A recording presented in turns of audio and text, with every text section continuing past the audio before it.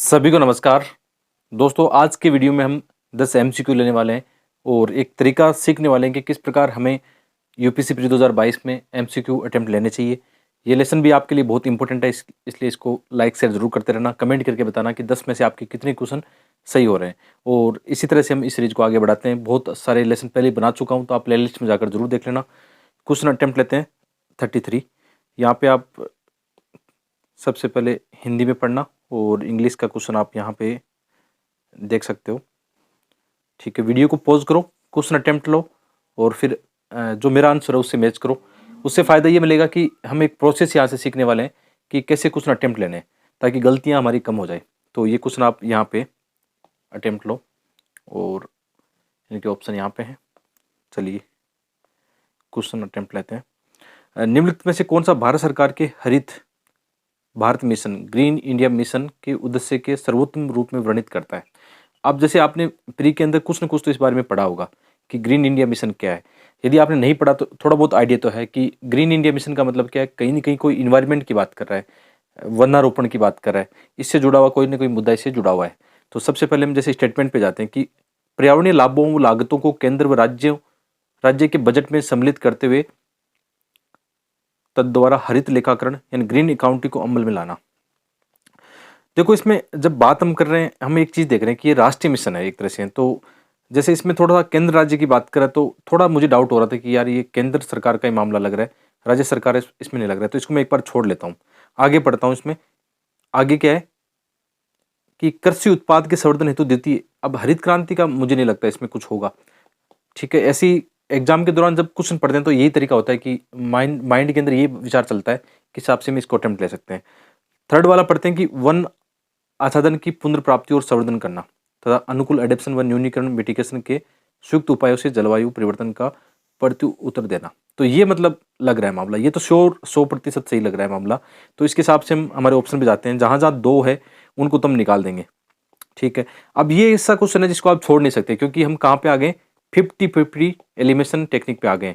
जहां आप दो ऑप्शन एलिमिनेट करते हो वो क्वेश्चन दोस्तों अटेम्प्ट लेना। मेरा इसमें आपको सजेशन होगा, बिल्कुल लेना, इसमें घबराना नहीं है। ऐसा कुछ नहीं है कि आप 100% वाले ही अटेम्प्ट लोगे। ठीक है, इसमें 50-50 आ गए तो ये अटेम्प्ट लेना छोड़ना मत। मैं भी इसको अटेम्प्ट लेने वाला हूँ। अब इसमें ये होगा कि या तो सही होगा या गलत होगा, लेकिन सही होने की संभावना ज़्यादा रहती है। ठीक है, तो इसको अटेम्प्ट लेते हैं, सेकंड वाला हम छोड़ देते हैं। और फर्स्ट वाले पे हमें डाउट था कि पर्यावरणीय लाभों लागतों को केंद्र व राज्य के बजट में सम्मिलित करते हुए तद्वारा हरित लेखाकरण, ये थोड़ा सा वैसे भी ठीक नहीं लग रहा था कि ये बजट की ऐसे कुछ बात कर रहा है। तो ऐसा कुछ लग नहीं रहा, क्योंकि हमें ये पता है कि ग्रीन इंडिया मिशन कैसा है। यदि आपने थोड़ा बहुत पढ़ा हो तो ये जलवायु परिवर्तन को लेकर उससे जुड़ा हुआ हमारा मुद्दा है। तो अपने आप आंसर क्या निकल के आ गया, सी। ठीक है, केवल 3 इसमें सही है।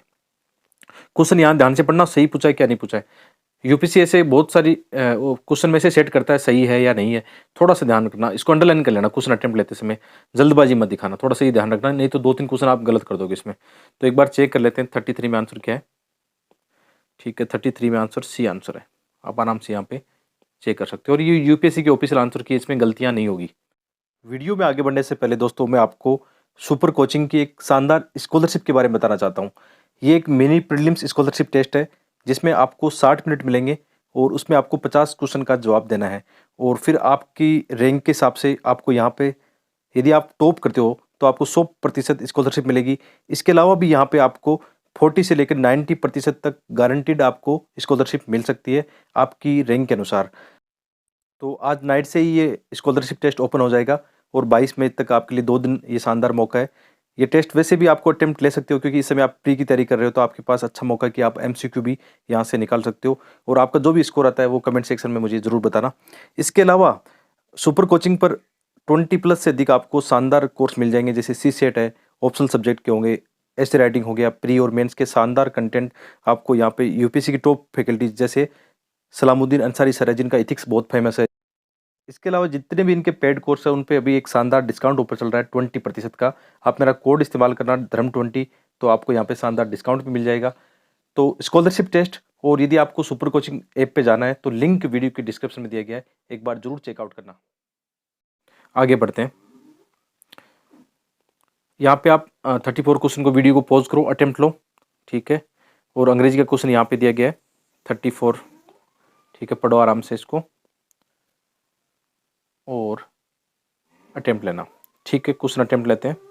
ये कह रहा है कि भारत में पूर्व संवेष्टित, अंग्रेजी हिंदी अनुवाद जो है ऐसा ही मिलेगा आपको, प्री पैकेज्ड वस्तुओं के संदर्भ में खाद्य सुरक्षा व मानक पैकेजिंग व लेबलिंग विनिमय 2011 के अनुसार किसी निर्माता को मुख्य लेबल पर निम्नलिखित में से कौन सा सूचना अंकित करनी होगी। क्वेश्चन ये समझ में आ रहा है कि कोई भी जैसे फूड आइटम है, पैकेज फूड आइटम की बात करें, जैसे हम कोई देखते हैं कई बार चिप्स आप देखते हो, चिप्स का पैकेज देखते हो या बिस्किट का देखते हो या बहुत सारी चीज़ें आती है खाद्य वस्तु, उन पे देखते हैं। तो इसको हम जाएंगे कॉमन सेंस के हिसाब से कि हम चीज़ों को अक्सर देखते हैं। जैसे आप कोई चीज़ खाद्य चीज़ कई बार मंगवाते हो, फिर आप उसका उपयोग करते हो, तो आप उस पर देखते होंगे कि उसके ऊपर क्या होता है, संगठनों की सूची उसमें लिखी होती है कि इसके अंदर किस चीज़ का उपयोग किया गया है, कितनी इसमें चीनी है, कितना फैट है, या इसके अंदर जो वसा कितनी है, सब चीज़ें इसमें दी गई होती है। इसके अलावा इसमें पोषण की सूचना होती है, इसमें क्या क्या और न्यूट्रिशन वैल्यू उसमें दिया गया है। ये तो सकते हैं, दो तो हम जा सकते हैं इनकी ओर। ठीक है, एक इस पे भी आ सकते हो कि शाकाहारी और मांसाहारी का भी उस पर चिन्ह होता है, ग्रीन वगैरह इसमें चिन्ह होता है। ठीक है, उस पर मार्क किया होता है। तो 1, 2, 4 में तो हम बिल्कुल श्योर हैं। थर्ड वाले में आप देख सकते हो कि चिकित्सा व्यवसाय द्वारा दी गई किसी एलर्जी प्रतिक्रिया की संभावना के संदर्भ में संस्तुतियां, ऐसा कभी हमने देखा नहीं है, किसी चीज़ पे देखा नहीं है, सुना भी नहीं है, तो आप इसको एलिमिनेट कर सकते हो। और वैसे भी 1, 2 तो हमारे श्योर थे, जहाँ जहाँ 1, 2 होंगे वो लेंगे हम। ठीक है, इसको काट दिया, इसमें 1, 2 है, इसमें भी है, इसको भी काट दिया हमने। अब देखो 50-50 वाला मामला यहाँ पे भी बन चुका है। तो और इस पे हम जाएँ तो इन दोनों ऑप्शन में से आपको चूज़ करना हो तो आपका माइंड इसकी ओर जाएगा कि ये बात सही है कि इस पे आता है ऐसा। तो वैसे भी हमारा आंसर इसमें देखो चारों तो है नहीं, जहाँ पे ऑप्शन चारों आते तो फिर मामला आपका खराब हो सकता था, लेकिन यहाँ पे तो आपके लिए फ़ायदा है कि कम से कम 2 ही ऑप्शन दिए, मतलब ए और सी हमारे पास 2 ही ऑप्शन बचे हैं, तो हम जाएँगे किसकी ओर? सी की ओर जाएँगे। बहुत आसान है। तो ये तरीका अपनाना, एलिमिनेशन टेक्निक अपनाना, हर जगह अपॉर्चुनिटी होगी आपके पास। जब आप ऑप्शन को एलिमिनेट करना सीख जाओगे ना, तो आपके पास आंसर अपने आप निकल के आ जाएगा और उसमें गलतियां बहुत कम होगी। ठीक है, 34 में ये देख लेते हैं एक बार आंसर क्या है। ठीक है, 34 में सी आंसर है। अच्छा, इस समय क्या करना चाहिए? इसमें आप में से बहुत सारे एस्पिरेंट पूछते हैं कि सर हमें प्रीवियस ईयर क्वेश्चन पर ज़्यादा फोकस करना चाहिए या टेस्ट देना चाहिए? तो यदि आप मुझे पूछो तो इस समय मैं प्रीवियस ईयर क्वेश्चन को ही ज़्यादा फोकस करूँगा। टेस्ट देने थे, दे लिए, ठीक है। यदि आप और भी आपने डिसाइड किया, अच्छा इसमें आपकी ही स्ट्रेटजी चलेगी, क्योंकि सबकी अपनी-अपनी स्ट्रेटजी होती है। तो मेरा तो ये मानना है कि इस समय आप जो सोच रहे हो ना, आपको अभी 10 दिन टेस्ट देने हैं, टेस्ट दे लो। लेकिन इसके साथ में प्रीवियस ईयर क्वेश्चन तो कंपल्सरी है। मैं तो ये मानता हूँ, यदि आपने नहीं देखे, जैसे आपने देखा होगा मैंने आजकल कई व्लॉग वाली वीडियो बनाई, तो मैं अभी प्रीवियस ईयर क्वेश्चन को ही निकाल रहा हूँ ज़्यादा। कोशिश ये कर रहा हूँ कि 95 से लेकर अब तक पूरे एक बार देख लूँ। विशेषकर बहुत सारे क्वेश्चन मैंने देखे हैं, वहाँ से रिपीटेशन होते हैं, इसलिए उसका फ़ायदा भी मिल जाएगा और जो अभी हम ये प्रोसेस कर रहे हैं उसका भी फ़ायदा मिल जाएगा। तो यदि आप मुझसे ये बात पूछो कि इस समय मैं प्राथमिकता किस चीज़ को दूँ, तो मैं पहली प्राथमिकता दूंगा प्रीवियस ईयर के पेपर को। और फिर मॉक टेस्ट, जैसे किसी ने अभी तक नहीं लगाए तो 2-4 लगा के देख लो, नहीं भी लगाए तो ज़्यादा फ़र्क उसका नहीं पड़ेगा। आपकी मर्ज़ी है, इस समय आप अपनी रणनीति पे चलो, किसी के बहकावे में मत आओ। वही आपकी मानसिक संतुष्टि देगा, आपकी कूलनेस लाएगा। अदरवाइज़ क्या करोगे, आप पैनिक होने लग जाओगे और पैनिक इस समय बिल्कुल नहीं होना है। इस समय ये गाँठ मान लो कि आप जितना खुश हो सकते हो, ठीक है?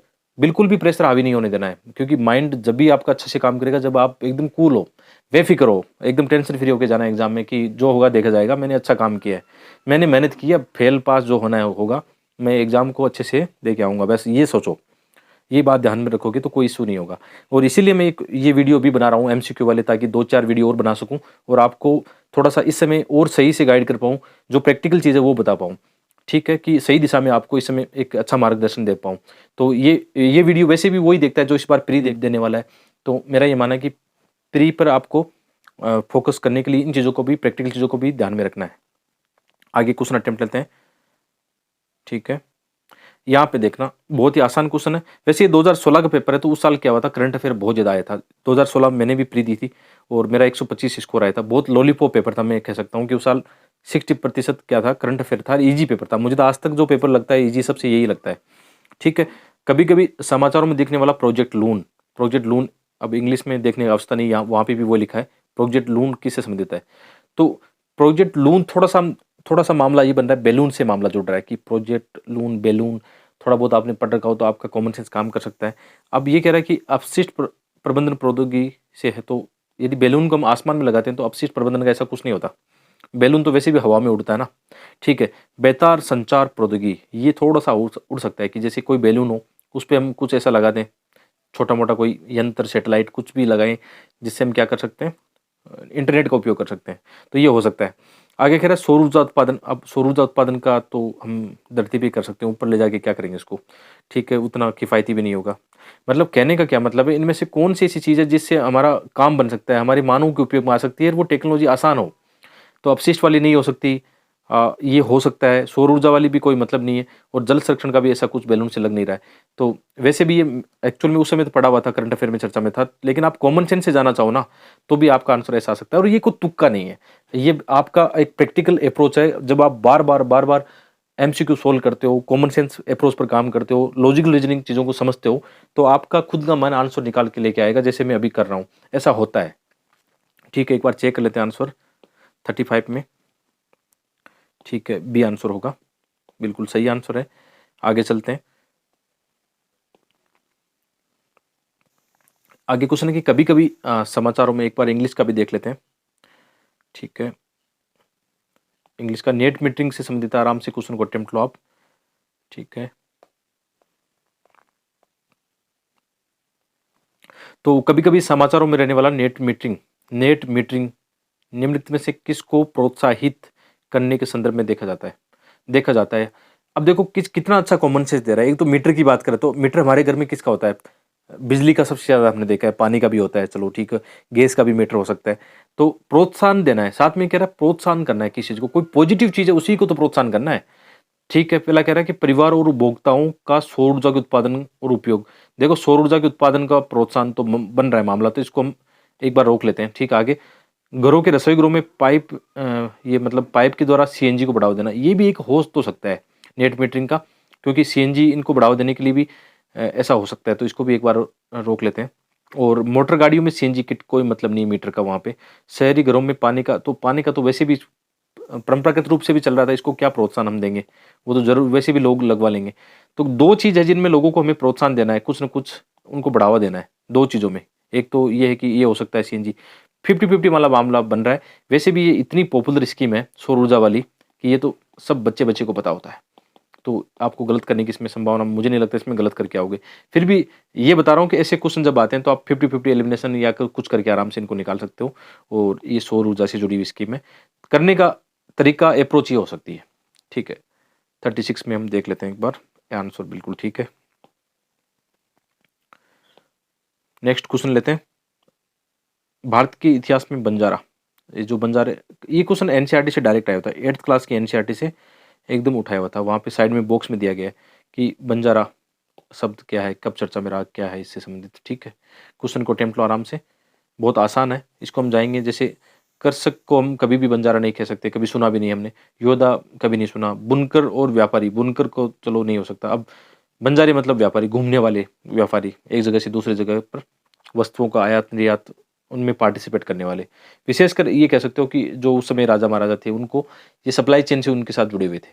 तो ये बहुत ही लॉलीपॉप वाला क्वेश्चन है, आराम से इसको अटेम्प्ट ले सकते हो। इसमें भी ये है कि जैसे आपको बिल्कुल नहीं पता हो इनमें से कि यार बंजारा किससे संबंधित है, तो आप इनको तो निकाल सकते हो, कम से कम कृषक है या योद्धा है, इनको निकाल सकते हो। इनको कभी नहीं सुना, बुनकर का भी हमने कभी ऐसा सुना नहीं। तो ऐसा कुछ करके आराम से इसको अटेम्प्ट लेने की कोशिश करना। ठीक है, 38 में एक बार देख लेते हैं आंसर। ठीक है, डी है बंजारे, क्या है, व्यापारी है। नेक्स्ट क्वेश्चन अटेम्प्ट लेते हैं। क्वेश्चन आप यहाँ पे पढ़ो, खराई कैमल के बारे में। ये क्वेश्चन दोबारा भी आ सकते हैं, ऐसे क्वेश्चन है जो मतलब एक तरह से हम कह सकते हैं डेजर्ट बायोडाइवर्सिटी या कच्छ जो बायोडाइवर्सिटी उससे जुड़ा हुआ ये क्वेश्चन है, तो दोबारा भी आ सकता है ये। क्वेश्चन को आराम से पढ़ो और अटेम्प्ट लेने की कोशिश करो। इसमें भी हम लॉजिक लगाएंगे कि कैसे, यदि आपको नहीं भी आता है कभी कभी तो कैसे कर सकते हैं। कि जैसे भारत में पाई जाने वाली नस्ल खाराई ऊँट के बारे में अनूठा क्या है, ये क्या, इनमें क्या विशेषता है। तो खाराई ऊँट यानी खारा, यानी खारा जल, यानी लवणीय जल, इससे जुड़ा हुआ मामला है, तो इसीलिए इनको खाराई ऊँट बोलते हैं। कभी कभी नाम में उनका आंसर छुपा होता है। तो ये समुद्र जल में 3 किलोमीटर तक तैरने में सक्षम है। ये तो हमें पता नहीं भाई 3 किलोमीटर जा सकता है, 5 किलोमीटर जा सकता है। एक बार इसको रोक लेते हैं। ये कह रहा है ये मैंग्रोव की चराई पर जीता है। अब मैंग्रोव भी लवणीय वनस्पति है। इधर कच्छ वाले एरिया में आपने थोड़ा बहुत सुना होगा कभी कि खराई ऊँट के बारे में थोड़ा बहुत पढ़ रखा है। चलो आपको कच्छ भी नहीं पता हो तो ये तो पता है ना भाई, खराई ऊँट, इसका मतलब लवणीय पानी में ये जा सकता है कुछ, या लवणीय जो वनस्पति है उस पर कहीं न कहीं ये डिपेंड करता है। तो इससे मैच कर रहा है, तो ये आंसर 2 वाला तो हम अटेम्प्ट लेंगे। अब जहाँ पे 2 है उसको अटेम्प्ट लेंगे, बाकी को छोड़ देंगे। ठीक है, अब देखो ये आपकी उस रेंज में 50-50 वाली रेंज में, तो इसको छोड़ना तो वैसे भी नहीं है। ये प्रैक्टिस कर लेना आपने कि एक तो 100% वाले क्वेश्चन आपको करने ही करने हैं, वो तो पहले राउंड में हो जाएंगे। पहले राउंड में आप कोशिश कर सकते हो, 50-50 कर सकते हो, तो उनको भी अटेम्प्ट ले लेना आराम से, कोई दिक्कत नहीं है। तो ये 50 वाली रेंज में इसको अटेम्प्ट लेना है, छोड़ेंगे तो नहीं इसको, ठीक है। थर्ड पेपर जाते हैं, ये जंगली होता है और पालतू नहीं बनाया जा सकता, ठीक है। जंगली होता है और पालतू नहीं बनाया जा सकता, तो या तो मतलब डी ऑप्शन होगा। अब एक चीज़ हम सोचते हैं कि थोड़ा बहुत ऊँट के बारे में जानते हैं कि हमने ऊँट देश में, हमारे देश में ऊँट कहाँ-कहाँ होते हैं? 2 क्षेत्र हैं जहाँ पे ऊँट होते हैं, ठीक है। हम नॉर्मली देखें तो हमारे रीजन में, हमारे देश में मतलब 2 हो सकते हैं। कहाँ पे? एक तो लेह लद्दाख में ऊँट हो सकते हैं क्योंकि वहाँ पे डेज़र्ट है, ठीक है। और वहाँ पे हमने पहले भी जाना था, एक बार पढ़ा था हमने कि वहाँ पे 2 कुबड़ वाले ऊँट पाए जाते हैं, ठीक है। एक ऊँट कहाँ हो सकते हैं? इधर मतलब राजस्थान और गुजरात में ऊँट हो सकते हैं। तो यार जब ये विशेषकर मानव बस्ती है जहाँ पे राजस्थान और गुजरात में, ये तो है नहीं कि डेज़र्ट है जहाँ पे कोई नहीं रहता। अब ये मान सकते हैं कि ऐसे ऊँट जहाँ पे मानव बस्तियाँ नहीं होती या मानव के आस-पास ऊँट नहीं पाए जाते, वो तो मान लेते हैं कि जंगली हो सकते हैं, उनका कोई हमारा यूज़ नहीं है। लेकिन जब इस ऊँट की बात करते हैं हम, जो हमारे तटीय क्षेत्र पे रहते हैं, कच्छ वाले क्षेत्र में, तो कहीं न कहीं जंगली तो नहीं हो सकते, इनको पालतू तो बनाया जाता है। थोड़ा-सा आप कॉमन सेंस लगाओ इस चीज़ को कि हमारे आस-पास कोई ऐसा पशु है जिसका हम यूज़ में कर सकते हैं, मानव सभ्यता के काम में आ सकता है। तो मानव ने उसको छोड़ा है क्या? कभी नहीं छोड़ा, मानव ने उसको पालतू बनाया है। ऐसा भी लॉजिक जाएगा यदि गहराई में जाओगे तो। तो आपका आंसर गलत नहीं होगा कि यार ये जंगली तो नहीं है, पालतू है, कोई न कोई वहाँ पे इसको पालतू बना रहा है। तो आप गूगल, विकिपीडिया पढ़ोगे तो मिल जाएगा आपको आंसर, वहाँ की रेबारी है, वहाँ की जाट है, इनको क्या करते हैं? पालतू बनाते हैं, ठीक है। तो तीसरा वाला भी गया। तो आंसर अपने आप, इस पे हम डाउट थे पहले वाले पे, तो आंसर हमारा क्या निकल गया? ए। तो ये वाली गहराई आ गई ना जिस दिन, अभी जो हम अप्रोच लगा रहे थे, आंसर गलत हो ही नहीं सकता। यूपीएससी ऐसे ही लोगों को आगे बढ़ाना चाहता है जो अपनी विवेक बुद्धि को सही से इस्तेमाल कर सकते हो। नहीं तो यार रट्टा रटाया हर कोई प्री निकाल लेगा, आईएएस बन जाएगा, ऐसा नहीं होता है। यूपीएससी हर जगह आपको अपॉर्चुनिटी देगा। बहुत सारे लोग कहते हैं कि ये ट्रिक्स, चीट कोड ये पता लग जाता है, हर कोई निकाल लेगा, नहीं निकाल पाएगा। वो एक तो वो व्यक्ति, पहली शर्त है मेहनती होना चाहिए, बहुत ज़्यादा मेहनत की उसने की अपनी एग्ज़ाम के लिए। दूसरी है कि वो सही से अपनी कॉमन सेंस को, अपनी विवेक को इस्तेमाल करे, अपनी बुद्धि को इस्तेमाल करे, उसका प्री रुक ही नहीं सकता, ये बात है। तो 44 में एक बार चेक कर लेते हैं। ये आंसर है, ठीक है। और जो हमने इतना प्रयास किया था उसी की, तो ये आंसर आएगा, गलत कैसे हो सकता है? ठीक है, आगे बढ़ते हैं, क्वेश्चन अटेम्प्ट लेते हैं। ठीक है, ये क्वेश्चन बहुत आसान है, मॉडर्न हिस्ट्री से है, लेकिन इसको गलत नहीं करना है, इसको भी ऐसे क्वेश्चन को। स्वदेशी और जो बॉयकॉट किससे संबंधित है? ठीक है, इसको पढ़ो आप। हम आते हैं हिंदी वाले क्वेश्चन पे। तो स्वदेशी और बहिष्कार पहली बार किस घटना के दौरान संघर्ष की विधि के रूप में अपनाई गई थी? वैसे ये फैक्चुअल है, लेकिन फिर भी उसमें उलझना नहीं है कि जैसे बंगाल विभाजन आपको ये पता है कि 1905 में हुआ था, होम रूल 1915-16 के आसपास हुआ था, असहयोग आंदोलन 1919-20 के आसपास हुआ था, ठीक है, साइमन कमीशन 1927 में आया था। तो ये यदि आपको सब डेट पता हो, तो आप इसको आराम से इस्तेमाल कर सकते हो कि बंगाल विभाजन के दौरान ऐसा हुआ था, ठीक है। तो सबसे पहले कहाँ बनाया गया? तो वैसे भी आप इसको आराम से अटेम्प्ट ले सकते हो। ये लॉलीपॉप वाला क्वेश्चन है, ज़्यादा कोई खास नहीं है, लेकिन ऐसे क्वेश्चन रिपीटेशन बहुत ज़्यादा होते हैं। ईजी वाले क्वेश्चन भी रिपीटेशन होते हैं, क्योंकि हर जगह अपॉर्चुनिटी होती है। टफ क्वेश्चन ज़्यादा नहीं होते हैं, ऐसी बात नहीं, मिक्स होते हैं, ठीक है। 49 में एक बार चेक कर लेते हैं। ठीक है, ये आंसर तो बिल्कुल सही है उसमें। नेक्स्ट 50 एक बार इंग्लिश में आप यहाँ पढ़ना, ठीक है। 50 आप यहाँ आराम से पढ़ो, अपना क्वेश्चन आराम से अटेम्प्ट लो। चलिए हम देखते हैं। भारत के धार्मिक इतिहास के संदर्भ में निम्नलिखित खतरों पर विचार कीजिए। तो पहला है कि बोधिसत्व बौद्ध मत के हीनयान संप्रदाय से की केंद्रीय संकल्पना है। तो यदि आपने बहुत ज़्यादा सही डीप में पढ़ रखा है तो आप इसको आराम से कर लोगे। एक बार इसको छोड़ लेते हैं कि ये है कि नहीं। हम देखते हैं आगे कि बोधिसत्व अपने प्रबोध मार्ग पर बढ़ता हुआ करुणामय, ये बात तो सही है कि बोधिसत्व का अर्थ ये होता है। इसके अलावा बोधिसत्व का काम क्या होता है कि समस्त सचेतन प्राणियों को उनके प्रबोध के मार्ग पर चलने में सहायता करने के लिए स्वयं की निर्वाण की प्राप्ति विलंबित करता है। तो ये तो आपने बौद्ध धर्म, ये तो पढ़ना भी चाहिए। वैसे भी हर साल बौद्ध जैन धर्म से क्वेश्चन आता है, तो आप इनको तो गलत कर ही नहीं सकते। तो आपके पास 2 ऑप्शन है, या देखो इसमें 50-50 वाला है, इसको आप, ऐसा क्वेश्चन है जिसको आप छोड़ नहीं सकते, अटेम्प्ट लेना पड़ेगा इसको। क्यों लेना पड़ेगा? 50-50 वाला मामला बन रहा है, क्योंकि हमने देखते ही 2 ऑप्शन सही कर लिए। तो अब इसको इस पर टिका हुआ पूरा मामला। तो बोधिसत्व बौद्ध धर्म के हीनयान, ये बिल्कुल फैक्चुअल है कि ये हीनयान से नहीं है, महायान से संबंधित है, ठीक है। आपने ठीक-ठाक पढ़ रखा हो तो आराम से इसको कर सकते हो। तो ये भी गया, आंसर क्या आ गया? बी। 50 में एक बार चेक कर लेते हैं। 50 में बी ठीक है। नेक्स्ट क्वेश्चन अटेम्प्ट लेते हैं। आराम से अटेम्प्ट लो, यहाँ पे इंग्लिश में यहाँ पढ़ना 53, ठीक है। और हिंदी में आगे आते हैं। हिंदी में देखते हैं यहाँ पे।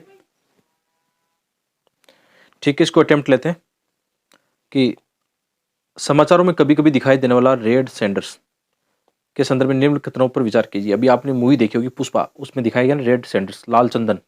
ठीक है, तो ये कहाँ पाया जाता है? ये दक्षिण भारत के एक भाग में पाई जाने वाली वृक्ष प्रजाति है, तो ये आराम से कर लोगे चंदन भारत में कहाँ पाया जाता है। ठीक है, और इसके अलावा जैसे ये है कि ये दक्षिण भारत के उष्ण कटिबंधीय वर्षा वनों में पाया जाता है। यदि आपको पता हो कि भारत में उष्ण कटिबंधीय वर्षा वन कहाँ पे है, जैसे भारत में उष्ण कटिबंधीय वर्षा वन मिलेंगे, एक तो अंडमान निकोबार में इनमें देखने को मिलेंगे जहाँ बहुत ज़्यादा वर्षा होती है, एक थोड़ा तटीय क्षेत्रों की ओर देखने को मिलेंगे जहाँ पे 200 से 400 सेंटीमीटर वर्षा होती है, या नॉर्थ ईस्ट में भी जहाँ पे 200 से 400 सेंटीमीटर वर्षा हो सकती है, वहाँ पे उष्ण कटिबंधीय वर्षा वन मिल सकते हैं। जबकि हम लाल चंदन की देखें तो मुख्य रूप से ये आंतरिक वाले क्षेत्रों में पाए जाएंगे।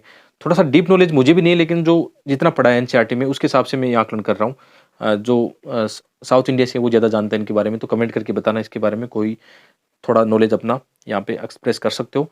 तो मैं जो आइडिया लगा रहा हूँ कि हाँ, लाल चंदन जो है मुख्य रूप से आंतरिक वाले क्षेत्र में पाया जाता है, तो इसका मतलब ये तो सत्य है कि ये उष्ण कटिबंधीय वर्षा वन नहीं हो सकता। तो आंतरिक रीजन पे कौन से वन पाए जाते हैं? अच्छा, एक आपने एनसीईआरटी पढ़ी हो, ज्योग्राफी की जो एनसीईआरटी, उसके अंदर ऑलरेडी इन चीज़ों को दे रखा है, तो ये थोड़ा श्योर लग रहा था कि वर्षा वन तो नहीं होंगे। जब मैंने चेक किया तो ये वर्षा वन नहीं था, ये ट्रॉपिकल जो ड्राई डेसिडुअस फॉरेस्ट है, पर्णपाती जो वन है, उसका एक पार्ट है। तो ऐसे क्वेश्चन आते हैं कभी कभी आपको चौंकाने के लिए, लेकिन मैंने इसको कैसे सही किया कि ये पता था कि उष्णकटिबंधीय वर्षा वन कहाँ पे है, थोड़ा थोड़ा इनका भी आइडिया था कि जो लाल चंदन के पेड़ कहाँ पाए जाते हैं, उसके हिसाब से इसको अटेम्प्ट करने की कोशिश की और आंसर ये सही बन गया था। तो कभी कभी थोड़ा कॉमन सेंस और लॉजिक लगाने से मामला बनता है। ठीक है, बाकी तो एनसीईआरटी सही लाइन बाय लाइन पड़ी हुई है आपकी टू दी पॉइंट, तो आप इनको आराम से कर सकते हो। तो आंसर हमने क्या किया, ए। 53 में एक बार देख लेते हैं। ठीक है, ये आंसर होगा।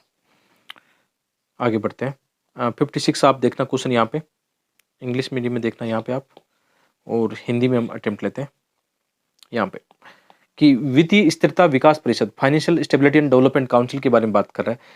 Financial stability and development council, ठीक है। तो एक चीज़ तो है कि पहला जैसे ऑप्शन है कि ये नीति आयोग का, ऐसा कुछ नहीं है, नीति आयोग में ऐसा कभी नहीं हमने नहीं देखा है। तो ये संघ का वित्त मंत्री इसका प्रमुख होता है, तो यहाँ पे थोड़ा सा डाउट हो सकता है। जैसे इसको एक तो हम काट देते हैं, तो 50-50 में रेंज में आ जाते हैं हम। ठीक है, तो अटेम्प्ट लेना पड़ेगा। तो दूसरे वाले की हम बात करें, 3 देखो इसमें 3 दोनों ऑप्शन में है, तो 3 तो बिना पढ़े आप टिक लगा लो इसके। अब आपको पूरा उत्तर टिक गया किस पे, 2 पे।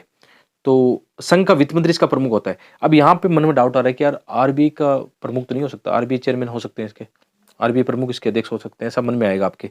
लेकिन ये तो ठीक है, हमने पहले भी पढ़ा था, यदि ठीक से पढ़ रखा है तो ये वित्त मंत्री इसका अध्यक्ष होता है।